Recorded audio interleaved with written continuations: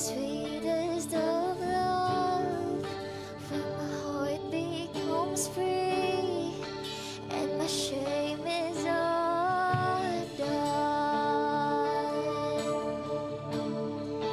Your presence, Lord.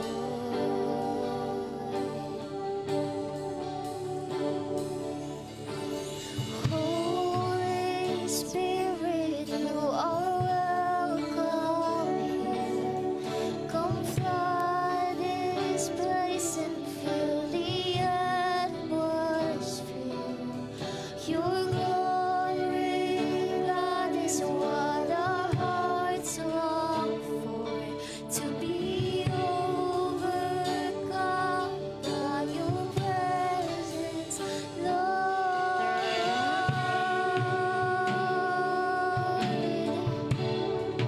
Your presence,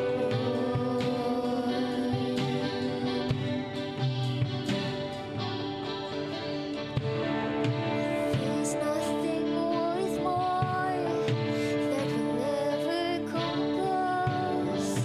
Nothing can compare. You're our living hope.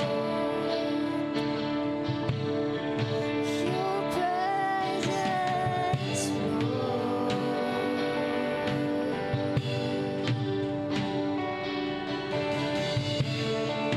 I've tasted and seen of the sweetest of loves, when my heart becomes free and my shame is undone. Your presence, Lord. Holy Spirit, you are welcome here. Come flood this place and fill the atmosphere. Your glory, God, is what our hearts long for. To be overcome by your presence, Lord. Holy Spirit, you are welcome here. Come flood this place and fill the atmosphere. Your glory, God, is what our hearts long for. To be overcome by your presence,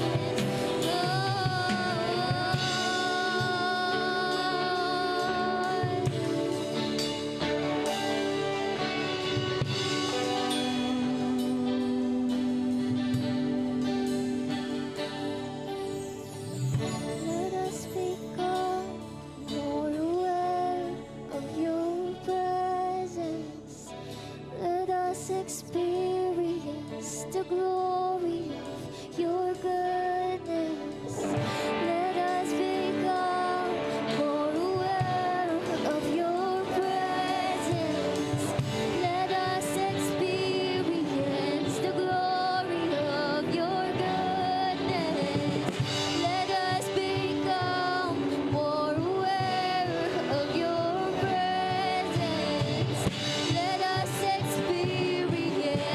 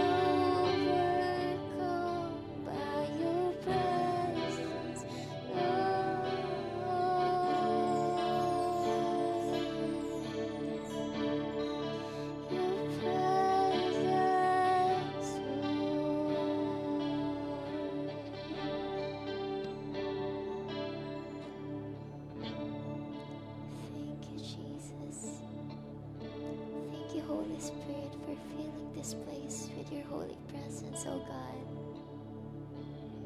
Truly, Panginoon, you continue to embrace us, Panginoon Lord Jesus, and give us the rest that we need.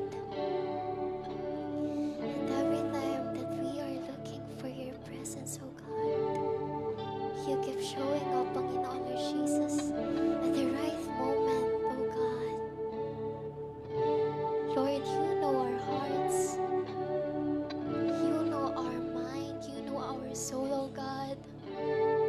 Lord, we are longing for your presence. You are worthy, O God. You are worthy of everything. And all the saints and angels, they bow before your throne.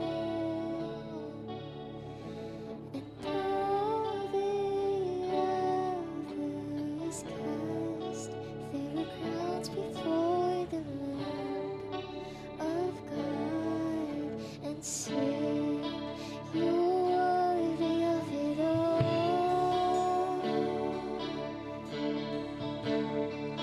You're worthy of it all.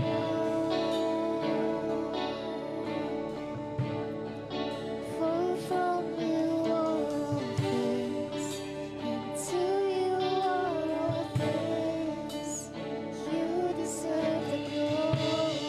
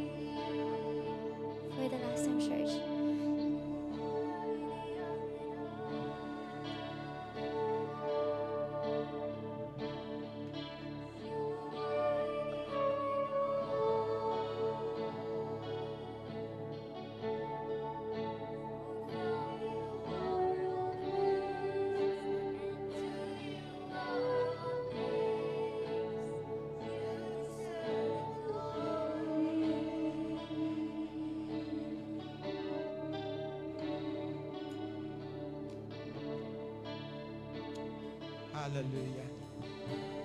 Tunay nga po, Panginoon, na ikaw ay karapat-dapat na purihin, karapat-dapat na sambahin. Hallelujah. Kaya, Panginoon, patuloy po naming itinataas ang aming mga buhay, ang aming mga sarili sa iyo. Hayaan mo, O Diyos, na kaming lahat ay patuloy mong kasangkapanin, patuloy mo kami, Panginoon, na gamitin at patuloy mo kami, Panginoon, na tulungan, pagyabungin ang aming mga buhay, O Diyos, upang ang aming buhay ay manatili na nagbibigay ng sigla, saya sa pagpupuri at paglilingkod sa iyo. Hayaan mo, O Diyos, na iyong banal na Espiritu Santo patuloy po na maghari at patuloy na magpakayag sa kalagitnaan ng aming mga puso, Panginoon. At hayaan mo ng iyong mga anak na nandirito sa lugar na ito, patuloy, Panginoon, na magkaroon ng kapakumbabaan sa iyong dakilang pangalan, sapagkat walang ibang dapat na maitaas sa aming mga buhay, kundi ikaw lamang, Panginoon. Kaya sa oras na ito, itinatalaga namin, ipinagkakatiwala namin sa iyo ang gawain ito. Hayaan mo ng lahat ng papuri, lahat ng pagsamba, lahat ng kalulhatian ay tanging sa iyong pangalan lamang po, Panginoong Hesus. Amen. Amen. Hallelujah. Palakpakan po natin ang ating Panginoon. Hallelujah. Praise the Lord.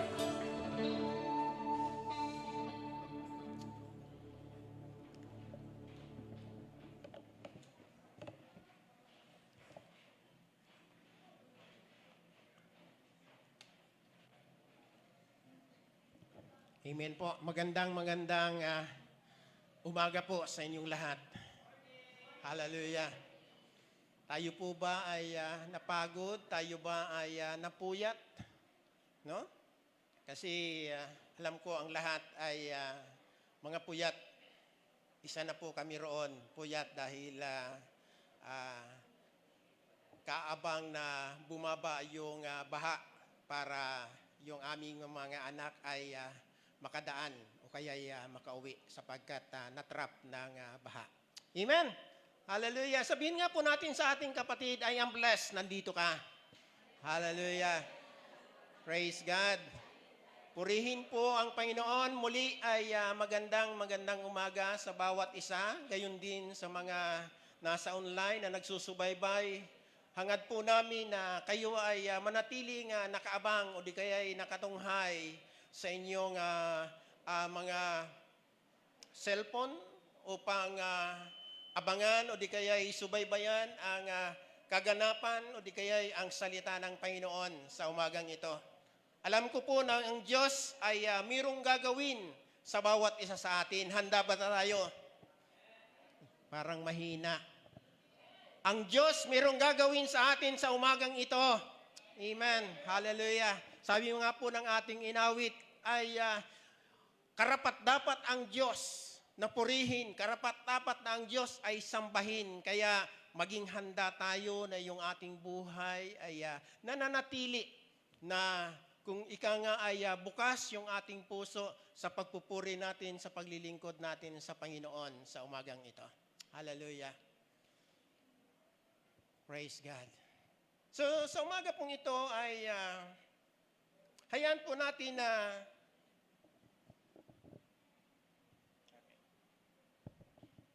okay.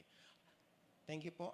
Hayaan po natin na ang salita ng Diyos ay patuloy na tumimo, manatili sa ating puso. Kanina, bago tayo mag-umpisa, ay nabilas po ako sapagkat ang sabi po ng isang kapatid ay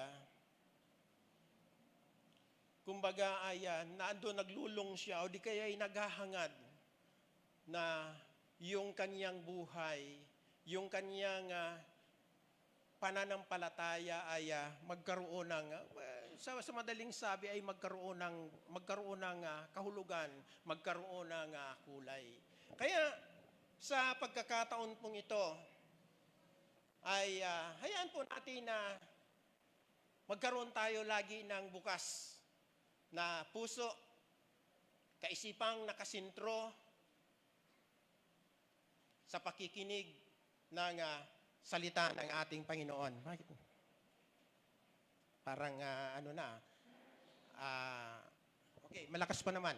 So, sa umaga pong ito ay meron po akong ipapakita sa inyong isang larawan o di kaya image. At ito pong larawan na ito, alam ko na maaring tayo pong lahat ay meron ito. Ngayon, gusto ko mong ipakita itong oven po na ito. Makikita po natin dito, ano po yung nasa loob. Diba?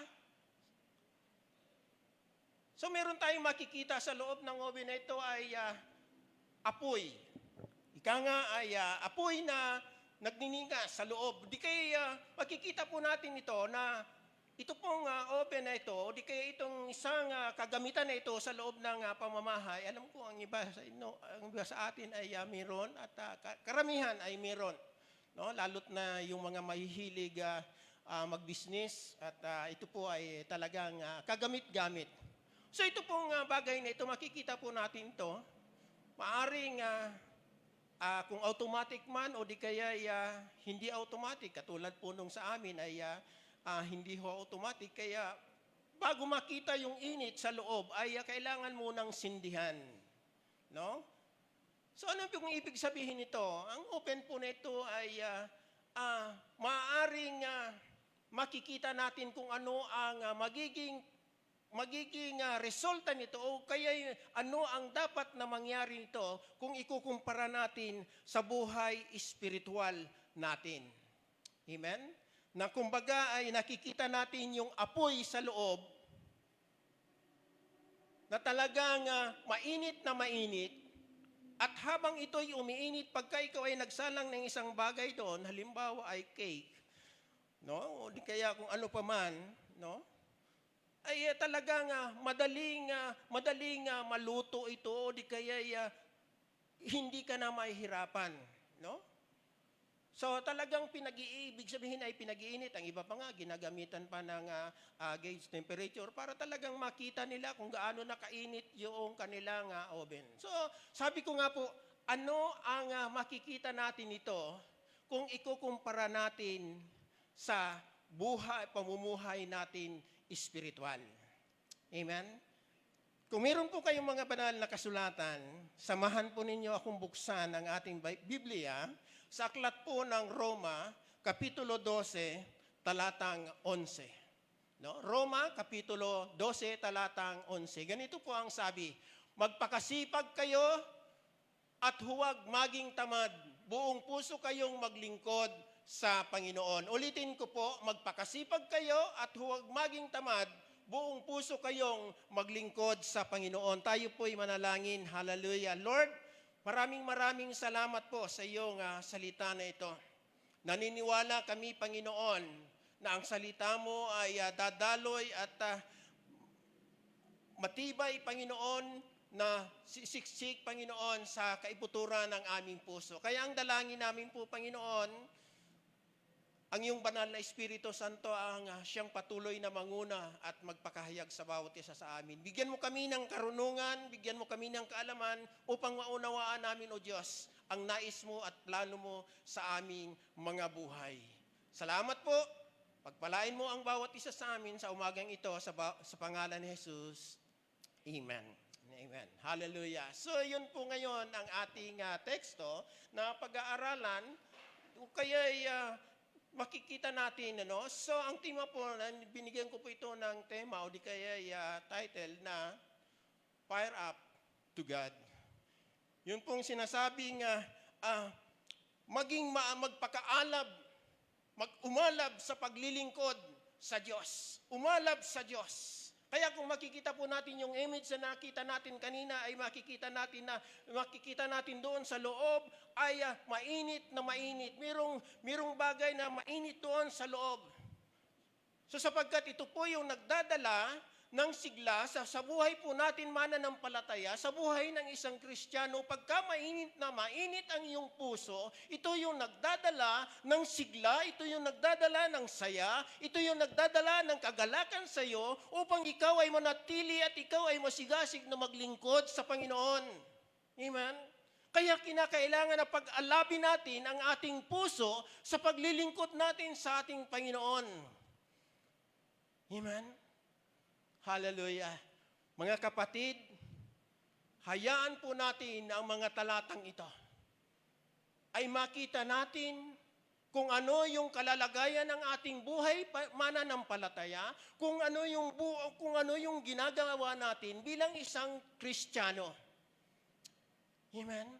Sapagkat hindi lamang po sapat na tayo ay malakas physically, kundi kinakailangan na tayo bilang isang Kristiyano ay magpakalakas tayo spiritually. Amen? Hindi natin mapapabayaan yung ating tungkulin sa ating Panginoon. Hindi natin mapapabayaan yung ating gawain para sa Panginoon sapagkat tayo ay mga tinawag at tayo ay mga pinili ng ating Panginoon. Amen? Hallelujah. Kaya po, gaano man tayo katagal na o tayo man ay bago pa sa pananampalataya, kailangan natin na matuto at umpisahan ang sinasabing pagiging maalab, mainit sa paglilingkod natin sa ating Panginoon. Hindi lamang mainit sa Senado, hindi lamang mainit ang mga usapin sa ating gobyerno. Yes, kung mayroong na mga mainit, isa na tayo doon na umiinit tayo sa paglilingkod natin sa ating Panginoon. Lalong umaalab, lalong tumitibay yung ating pananampalataya sa ating Panginoon. Hallelujah. Kaya ang sabi po ng banal na kasulatan, no, kung makikita po natin dito na magpakasipag tayo. So sabi po dito ay, never let the fire in your heart go out. No? Never let the fire in your heart go out, but keep and serve the Lord.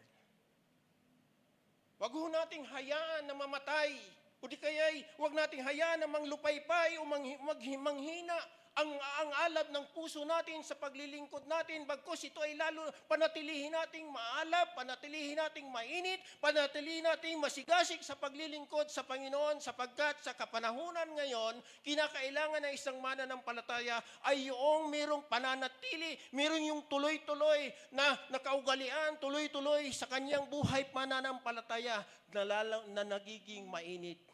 Amen? Alam po ninyo, ang Panginoon, ang sabi niya sa aklat po ng Revelation, hindi ko na lang po nailagay dyan, nagkakaroon siya ng kalungkutan. Sapagkat, kung titingnan natin, yung unang pag-ibig minsan ay nakakalimutan. Mga kapatid, sa paglilingkod po natin sa ating Panginoon, wag ho nating hayaan at wag nating lulubayan ang salita ng Panginoon na natanim sa ating puso. Umpisa ng ating pagkabata, umpisa nung makilala natin ang ating Panginoon, umpisa nung tawagin tayo ng Panginoon. Ito po yung ating tungkulin na magpakainit. Ito yung tungkulin na magpakaalab sa paglilingkod natin sa ating Panginoon. Kaya nga ang bawat isa nandito tayo. No? Ano po ang layunin bakit nandito tayo? Ano ang dapat nating gawin? Bakit tayo nandito? Ikaw at ako, tayong lahat, ay magsama-sama, magkaisa, sabay-sabay na umaalab, sabay-sabay na umiinit, sabay-sabay na nagiging masigasig sa paglilingkod sa ating Panginoon. Hindi lamang sa pasimula, kundi tuloy-tuloy, tumataas at umiinit. Kaya nga ulitin ko yung nakita po nating image ay pagka sinindihan mo yon, makikita natin na unti-unting umiinit yung kanyang loob. So ganun din po sa buhay espiritual natin, habang tayo po ay nakikinig, habang tayo ay nag-aaral ng salita ng Diyos, unti-unti din na nagiging masigasig, unti-unti rin na nagiging malakas ang ating pananampalataya. Kaya hayaan po natin na yung apoy na ibinigay sa iyo ng Panginoon, yung apoy, yung alab, yung saya at sigla na ibinigay sa iyo ng Panginoon, ay huwag ho nating baliwalain. Bagkus, ingatan natin, panatilihin natin na ito ay malakas at matatag sa ating puso, matatag sa pananampalataya. Kaya kung makikita po natin dito, Titingnan po natin, kaya sabi ko kanina, nabanggit ko kanina, dito natin makikita kung nasaan tayo. Kung ano yung kalalagayan ngayon ng ating pamumuhay bilang isang Kristiyano. Sapagkat ang totoong Kristiyano, ang totoong mananampalataya, nakikita sa kanyang buhay. O di kaya'y nakikita ang resulta sa kanyang buhay bilang isang totoong mananampalataya. Amen? Ako po'y naniniwala na wala naman dito sa ating faking mananampalataya. Amen? O kaya'y plastic na mananampalataya. No? Alam ko po na tayong lahat ay totoo. Kaya patuloy tayong magpakatotoo sa paglilingkod natin sa ating Panginoon. Amen? Meron pong 3 kapamaraanan kung paano na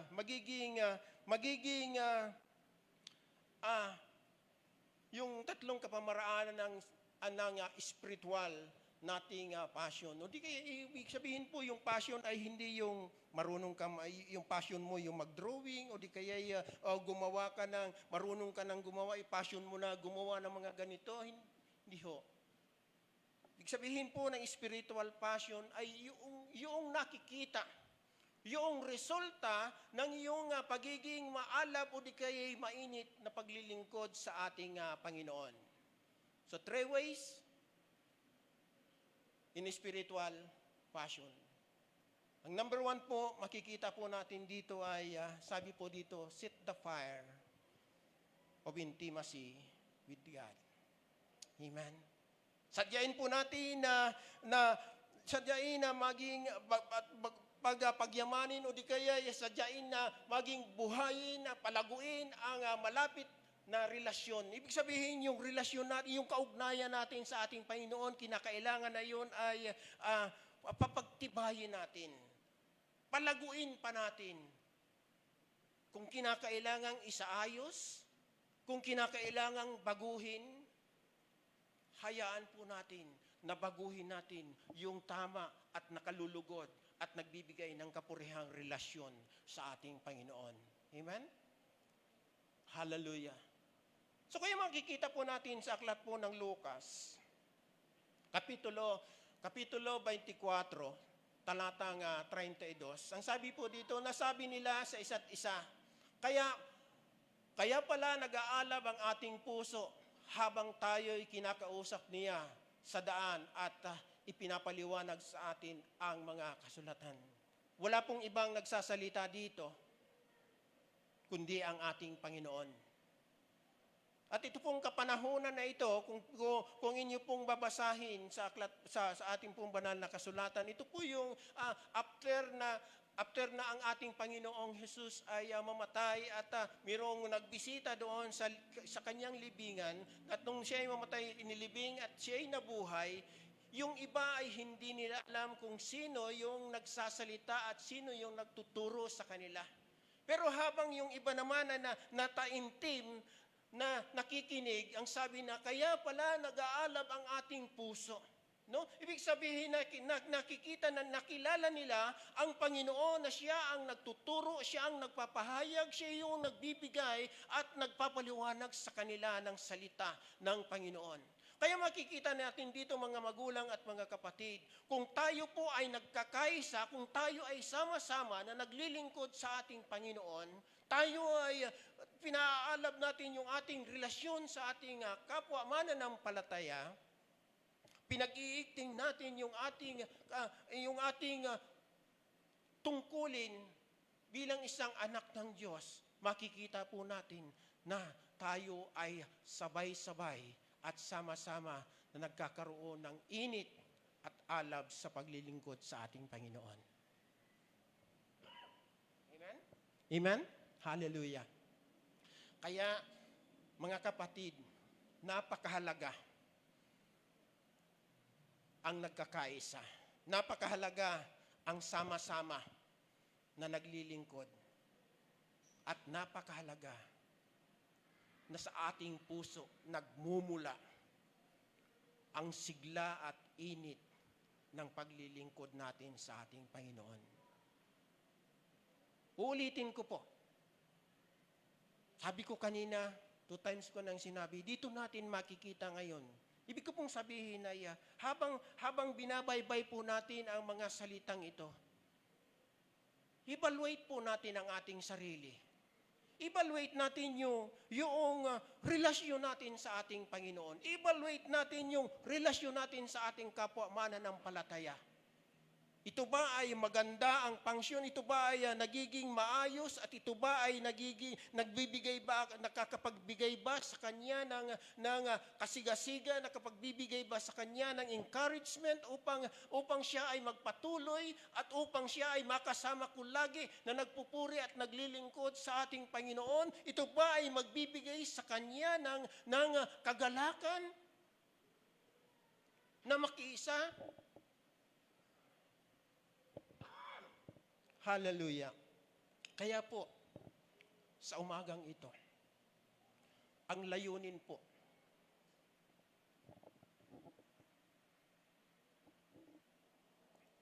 amen.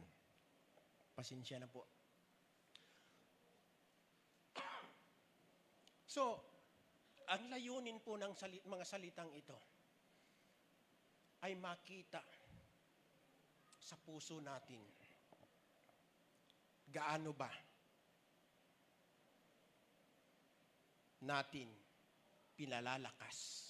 Gaano ba natin pinag-aalab? Ibig sabihin po nito mga magulang at mga kapatid, ito po yung dedication natin sa paglilingkod natin sa ating Panginoon. Gaano tayo pinahahalagahan yung ating paglilingkod sa ating Panginoon. So kaya mga magulang at mga kapatid sa pagkakataong ito, hayaan po natin na ang Espiritu ng Diyos na nagbibigay sa atin ng kagalakan, ang Espiritu ng Diyos na nagbibigay sa atin ng kapayapaan, ay kinakailangan na mananatili at makikita sa buhay po natin. Amen? Kaya, pag-alabin natin, palaguin natin ang malapit nating kaugnayan o di kaya'y relasyon sa Diyos. So ito na po tayo ngayon. Gaano natin pinahalagahan ang relasyon natin sa ating Panginoon?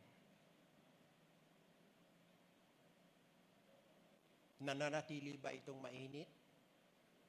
Nananatili ba itong malakas? Nananatili ba itong matibay? Na anumang problema dumating sa buhay, anumang sitwasyon meron tayong hinaharap, nananatili ba ang init ng ating puso sa paglilingkod natin sa ating Panginoon? At tayo po ang makapagsasagot noon. Bawat isa ang makapagsasagot noon sa katanungang yun. Kung gaano natin binahalagahan ang ating relasyon sa ating Panginoon. Alam po ninyo mga magulang at mga kapatid, blessings po ito sa atin. Pagpapala ito, biyaya ito sa bawat isa sa atin.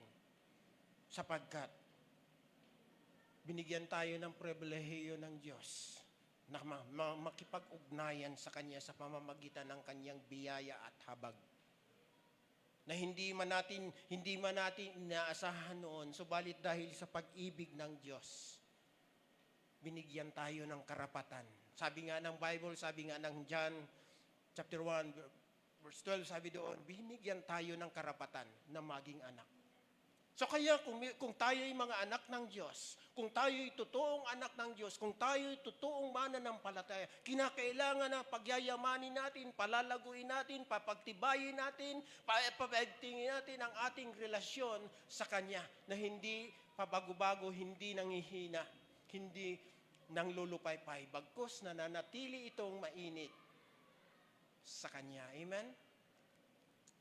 Alam po ninyo, minsan, hindi ko po alam kung alam ninyo o maniniwala kayo. Di ba minsan yung mga unang mga nagliligawan pa lang noon, sabi nila na minsan amoy pa lang daw ay tuwang-tuwa na. No? Pagka naano daw ng hangin ay sabi niya ay yan yun. Ibig sabihin yung unang tibok ng puso mo na mararamdaman mo sa iyong iniirog ay talagang makikita mo na masaya, mainit, no? So, kung ito po ay nangyayari sa pamumuhay physical, so kinakailangan na magkaroon din ito ng kahalagahan, pamumuhay spiritual. Kaya sabi ko nga kanina, hindi lamang sapat na malakas tayo physical, kundi kinakailangan na tayo ay magpakalakas spiritually. Amen. Sapagkat ang spiritual nating pamumuhay, sapagkat tayo ay isang Kristiyano, kinakailangan yun po yung nananalaytay at yun yung naahayag sa buhay po natin bilang isang mananampalataya. Yes, kailangan natin pagsilbihan ang ating sarili, kailangan nating tulungan, subalit higit sa lahat, kailangan nating palakasin, patatagin ang ating spiritual na pamumuhay sa ating Panginoon. Sapagkat ito yung dadalhin ng Panginoon doon sa kanyang piling. Amen? Hallelujah.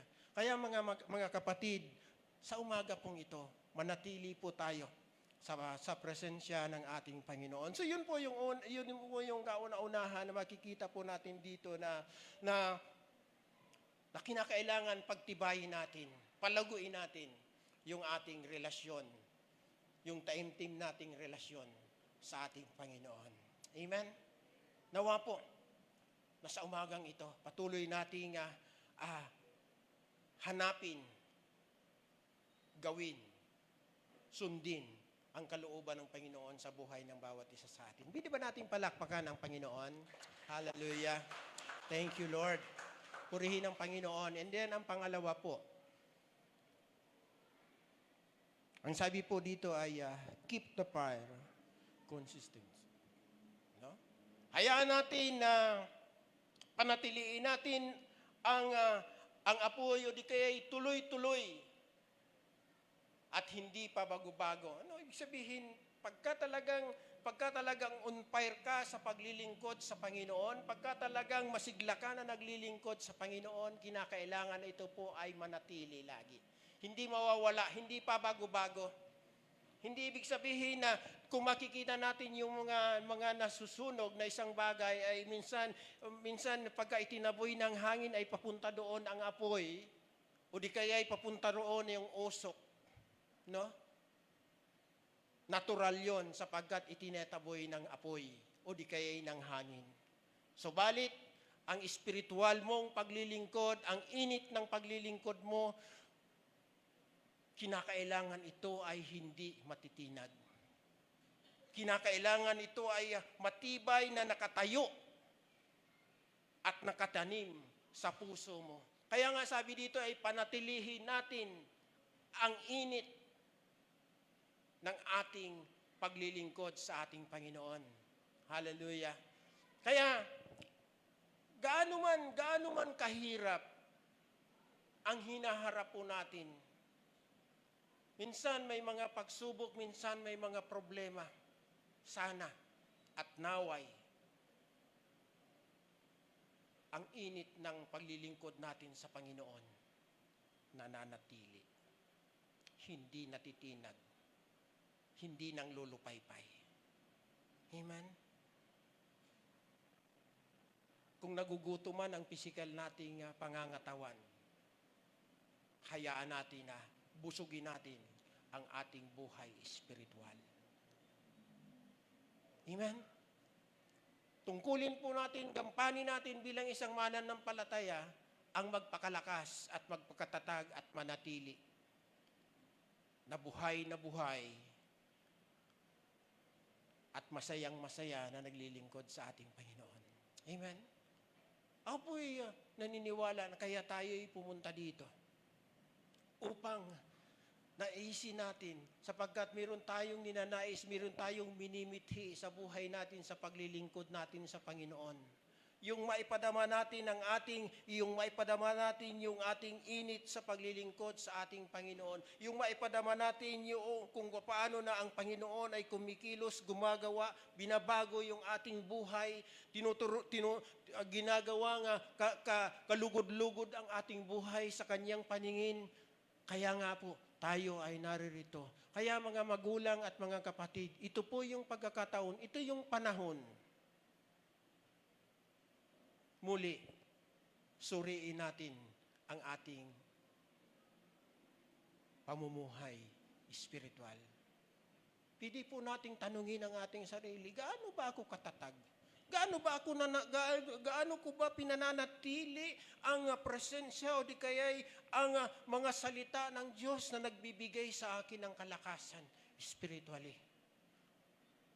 So I hope po na kung yun po ang mga bagay na nagiging katanungan natin, ibig sabihin ay nagkakaroon tayo ng mas higit pang malalim na hangarin upang tayo pa ay lalo pang maging matibay, lalo pang maging matatag sa paglilingkod natin sa ating Panginoon, sapagkat itinatanong natin sa ating sarili, gaano ko ba iniingatan o di kaya'y pinagtitibay ang aking pananatili sa paglilingkod sa ating Panginoon.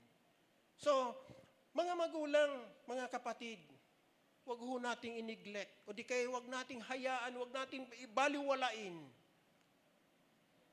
yung damdamin natin, yung nararamdaman natin na paglilingkod sa ating Panginoon. Bagkus, hayaan po natin ito na lalo pa na maging matatag, maging mainit lagi. Hallelujah. Amen.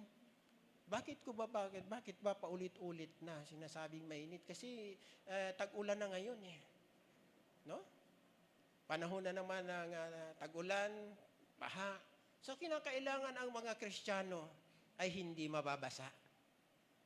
Amen? Amen?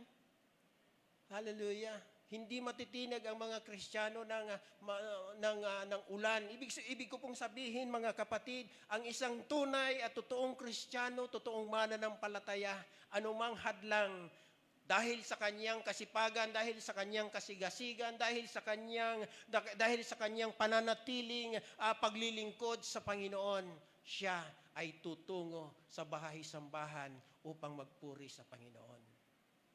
Amen. Hallelujah. So kaya, wala hong dahilan na ang mga Kristiyano ay tumigil. Amen? Walang dahilan na ang mga Kristiyano ay manghina. Ngayon pa, matagal na tayo nagugol ng panahon para sa gawain po natin. So halimbawa, katulad po sa akin, bata pa naman ako sa paglilingkod sa Panginoon, bakit kailangan ko pang tumalikod? No? Ngayon pa, na malapit nang dumating ang Panginoon. So ang ibig kong sabihin, kailangan na umpisahan na natin yung mainit at yung marugdog natin na paglilingkod at pananampalataya natin sa ating Panginoon. Amen? Papagtibayin po natin yung init ng pananampalataya natin sa ating Panginoon. Sapagkat pagka yun ang nangyayari at nagaganap lagi sa buhay ng isang Kristiyano, kagalakan at kapayapaan ang nananatili sa kanyang puso. Amen? So kaya kung bubuksan po natin sa aklat po ng Leviticus, makikita po natin, ito pong mga talatang ito ay mga bagay sa Old Testament po ay makikita po natin dito yung mga paghahandog dahil sa pangkapayapaan ay nagsisipaghandog sila. Ano? No? Ang sabi po dito sa Leviticus chapter 6 verse 12 and 13, sabi niya, ang apoy sa altar ay dapat panatilihing nagniningas. Ito'y dapat gatungan tuwing umaga, ihanay sa ibabaw ng gatong ang handog na susunugin at ang tabang kinuha sa handog pangkapayapaan. Talatang 13, sabi po dito, hayaang laging may apoy sa altar at hindi ito dapat pabayaang mamatay. Amen. So kaya nung mga nakaraan sa Old Testament po ay yung mga handog sa pangkapayapaan upang makita kung paano na maipakita nila yung kanilang init ng pagkakilala, init ng pagsunod at paglilingkod sa Panginoon. And then kung makikita po natin dito ngayon, sa kapanahunan natin ngayon, ang sabi po ng Hebrew chapter 12, verse 1, sabi niya, ihandog natin ang ating buhay para sa Panginoon. Ito yung karapat-dapat na handog natin. Yung ang ating buhay ay ihandog. So kaya makikita po natin dito kung patuloy nating inihandog, patuloy nating ipinagkakatiwala ang ating sarili at hindi nating hinahayaan yung malubayan, yung init ng paglilingkod natin sa ating Panginoon. Ito yung kapanahunan, ito yung dahilan na ikaw ay nagiging isang mananampalatayang masigasig at matapat na naglilingkod sa ating Panginoon. Kaya po ang sabi po doon, sa ating tema, magpakaalab tayo. Magpakainit tayo para sa Panginoon. Amen? Hallelujah. So kaya, hayaan po natin na alagaan natin sa ating puso yung apoy. Di kaya yung alab, init, sigasig ng paglilingkod natin sa ating Panginoon. At hindi po nasasayang, mga kapatid, hindi ho masasayang yung panahon, yung oras, yung araw na inilalaan natin sa ating Panginoon. Ang sabi po ng 1 Corinthians chapter 58, verse 58 ay hindi ho magiging walang kabuluhan ang ating ginagawa para sa ating Panginoon. So kaya kung ang ating puso ay nananatili doon ang sigla at saya sa paglilingkod natin sa ating Panginoon, ikaw ay makikitang isang ganap at tunay na mananampalataya. Pagyamanin po natin, panatilihin natin, paigtingin natin yung saya ng paglilingkod natin sa ating Panginoon. Amen?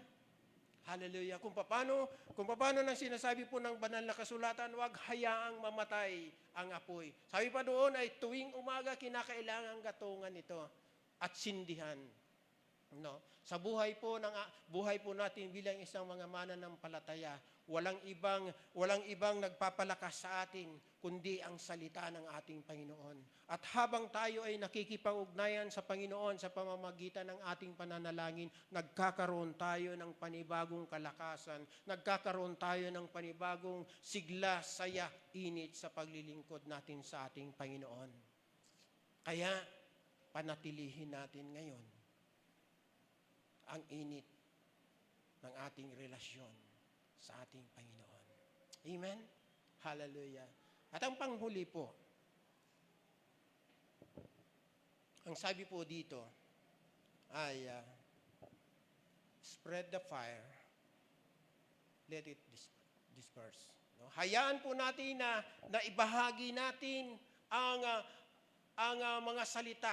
No? Palaganapin natin yung apoy na nasa iyong puso. Ibig sabihin po, yung pananampalataya natin, yung paglilingkod natin, kinakailangan na magkaroon ng kabuluhan, magkaroon ng magandang resulta na ikaw gayon ay maging kagamit-gamit. Kaya po sa paglilingkod natin sa ating Panginoon, umpisa na pinag-init natin ang ating pananampalataya, nananatili tayo sa init ng paglilingkod natin sa ating Panginoon. And then sa patutong ito, kinakailangan kung paano natin natanggap yung mga bagay na yon mula sa ating Panginoon. So ngayon, umpisahan po natin na ito ay kumalat. No? Hindi po yung mangsusunog tayo ng anuman, no? O kaya susunugin natin ang isang bahay para ito ay kumalat at makaapekto ito sa iba. Hindi ho. Sa pananampalataya, ibig sabihin po dito, yung pananampalataya natin, kinakailangan na ito ay makaapekto o di kaya ay maka-encourage sa bawat isa. Amen? Kaya po sa aklat po ng Timoteo, pangalawang Timoteo, kapitulo 1, talatang 6, sabi po dito, dahil dito, ipinapaalala ko sa inyo na pag-alabin mong muli ang kaloob na ibinigay sa iyo ng Diyos nang ipatong ko sa iyo ang aking mga kamay.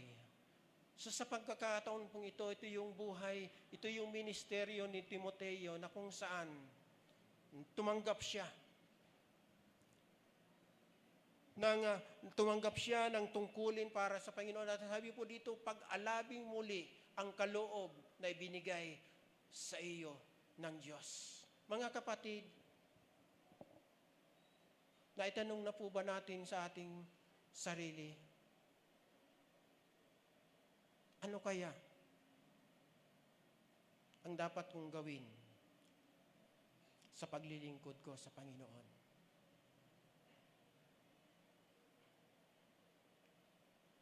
Sapagkat hindi ho kinakailangan na tayo ay manatili sa isang tabi lamang, kundi tayo, kung narinig natin ang salita ng Diyos, natanggap natin ang salita ng Diyos, natutunan natin, naunawaan natin ang salita ng Diyos, kailangan ito ay ipamahagi natin.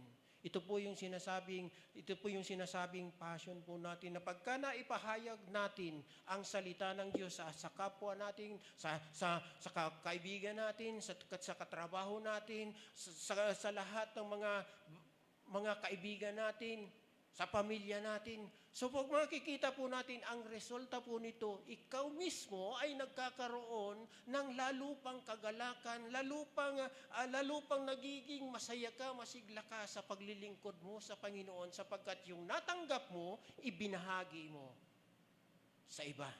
So ibig mong sabihin, yung tinanggap mo ay naging karapat-dapat at naging katanggap-tanggap at nakikita mo rin kung paano na ang iyong kapwa, higit sa lahat, kapwa mananampalataya, na binabahagian mo, ini-encourage mo, at kung anumang sitwasyon ng kanyang pamumuhay ay naandun na hinihipos-hipos mo at talagang ginagawa mo, ginagampanan mo yung pagiging kapatid, pagiging kaisa sa pananampalataya, ipinapakita mo yung pagmamalasakit mo, dito natin mararamdaman yung saya at sigla sa paglilingkod sa ating Panginoon. Sino po dito kami mga anak na? Anak sa pananampalataya. No? Alam po ninyo, ako'y naniniwala, even si pastor, ating pong mga pastor ay pag nakita nila yung kanilang mga anak sa pananampalataya, lalo pang lumalakas, lalo pang umiinit ang kanilang puso sa paglilingkod sa Panginoon. Bakit? Yung resulta ng ginagawa mo na pagbabahagi ng salita ng Diyos, nakita mo kung paano na lumalago at nakita mo ang magandang kinahinatnan. Amen? Kaya napakasaya po magkaroon ng anak sa pananampalataya. Amen? So kaya po, kung tayong lahat ay magkakaroon ng anak sa pananampalataya, siguro hindi na tayo kasya dito. Maaring ang platform na ito ay aakupahin na natin sapagkat marami na tayong mga anak. Amen? Masaya po ang magkaroon ng anak sa pananampalataya. Kung gaano ang isang magulang ay natutuwa sa kanyang anak, natutuwa sa kanyang apo, higit sa lahat, nakapagbibigay ng kaligayahan at kapayapaan at kagalakan at lalo pang maglingkod sa Panginoon. Nasasabi ko po ito kasi karanasan ko ito. Naranasan ko po ito nung ako po ay ma-assign sa bandang Nagcarlan noong 1986. At nag-umpisa po. Ang gawain ng Panginoon ay talagang, sabi ko nga, di ko makalimutan, out of 77, isa ang nag-response para sa Panginoon. No? And then habang sabi ko doon sa kapatid, kapatid, walang ibang gagamitin dito ng Panginoon, kundi ikaw at ako, magtulungan tayo. Alam po ninyo, hindi ho nagtagal.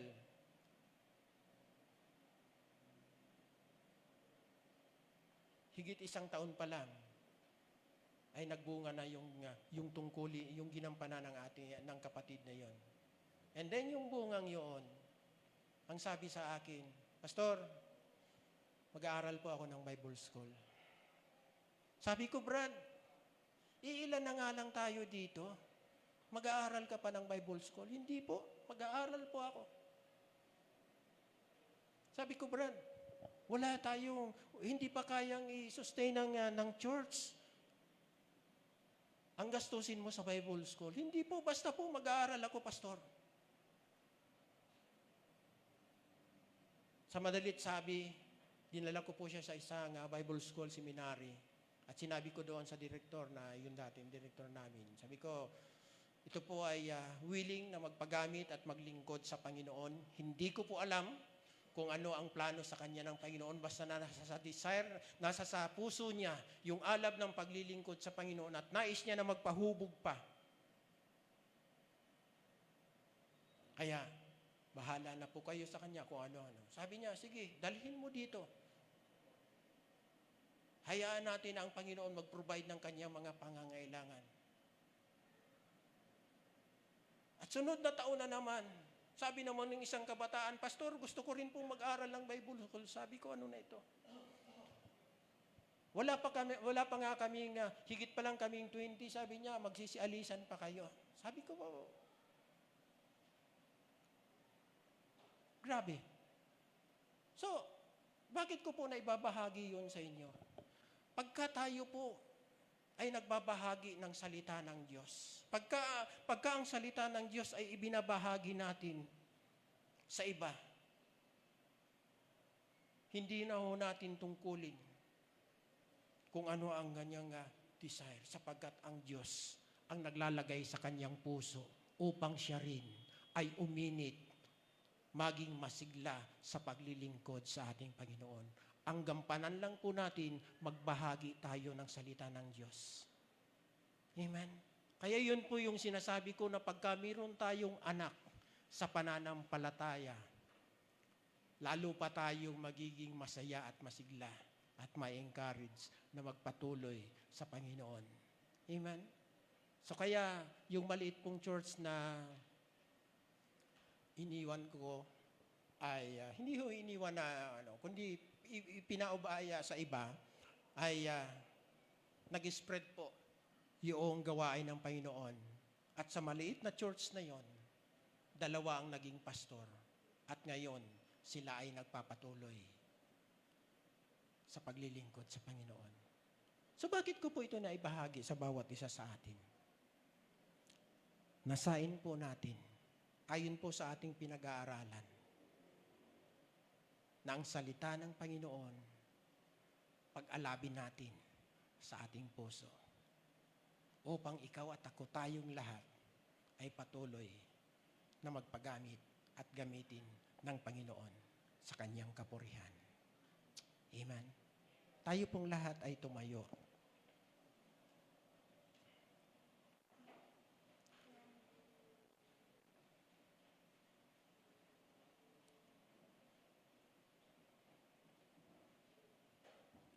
Bigyan po natin patuloy po nating bigyan ng kapurihan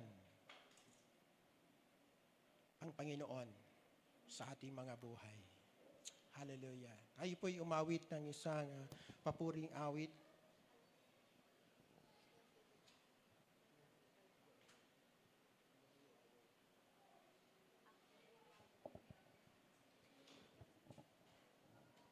Hallelujah. At habang inaawit po natin itong awit na ito, damahin po natin na tunay na ang Diyos ay karapat-dapat. At hayaan po natin